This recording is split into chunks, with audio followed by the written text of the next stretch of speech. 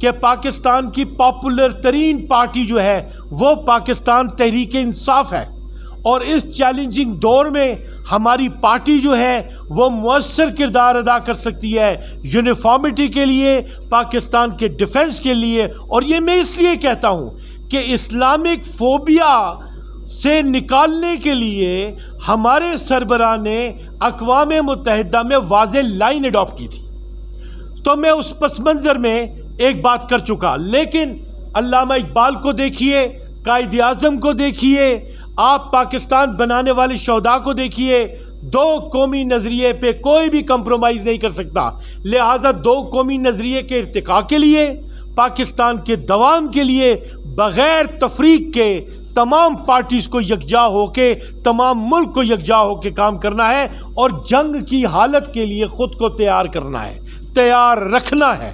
ہم nuclear power ہیں، ذمہ دارانہ نیوکلیئر پاور ہیں۔ دنیا کی نظر ریڈیکل اسلام کے پرسپیکٹو میں یہی ہے کہ ریجیم چینج کرواؤ ایران میں، اور پاکستان کی جو نیوکلیئر پاور ہے وہ اس سے سنیچ کرو۔ ہم نے یہ چیز نیوٹرلائز کرنی ہے۔ ہمیں اپنے اداروں پہ اعتماد ہے، اپنی صلاحیتوں پہ اعتماد ہے، اور بھروسہ میں اللہ تعالیٰ پہ ہے، اس لیے کہ ہمارا ملک ایک الہامی ملک ہے۔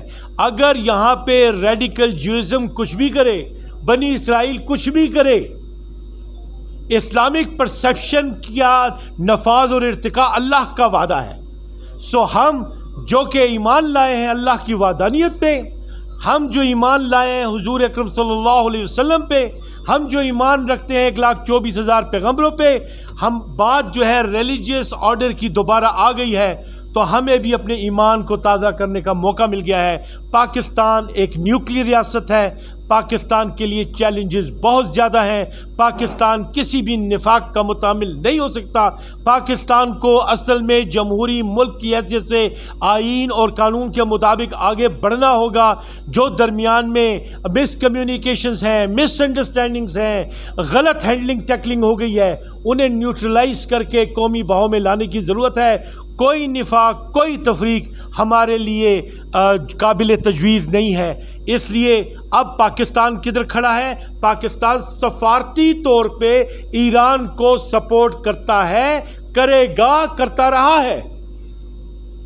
پاکستان اسرائیل کو تسلیم نہیں کرتا، اس نے نہیں کیا، نہیں کرے گا۔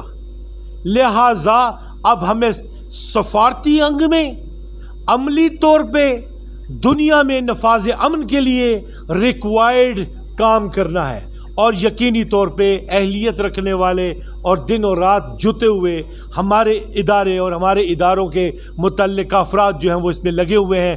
پاکستان اس وقت پوری ایک وحدت اور یونٹی رکھتا ہے، اور جو میں نے کہا نا کہ سب کو ملانا، Pakistan means inclusive of all, سب کو ملا کے پاکستان۔ سو ہمیں تمام سیاسی عمل کو، تمام سیاسی لیڈرشپس کو قومی بہاؤ میں لانا ہوگا۔ یہ آج کی اس پریس کانفرنس کا محاصل تھا۔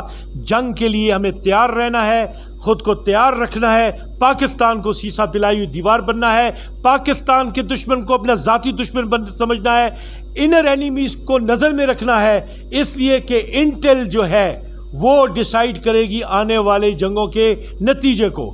ایران میں ہم نے دیکھ لیا، تمام جرنلز جو ہیں گئے انٹیل کی وجہ سے، اور بہت دعویٰ کر رہے ہیں نیتن یاہو کہ ہماری انٹیل بڑی بہترین ہے۔ سو اس کے محاسبے کا وقت آ گیا ہے۔ سو یہ باتیں تھی جو آپ کے ساتھ کرنی تھی۔ آپ کا بہت بہت شکریہ۔